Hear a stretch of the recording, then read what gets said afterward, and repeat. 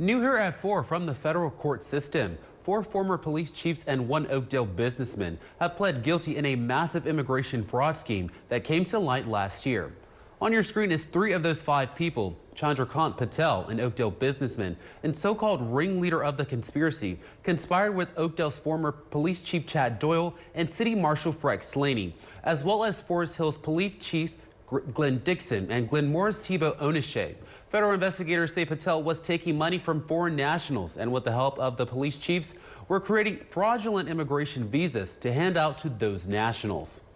Commenting on the case, U.S. Attorney Zachary Keller for the Western District of Louisiana says in part, these defendants' disgraceful fraud endangered our community and undermined the public trust in the immigration system, solely to line their own pockets. These guilty pleas confirm the depth of corruption uncovered here and the strength of the evidence. And that statement echoes what investigators said last year when they arrested those chiefs. Take a listen.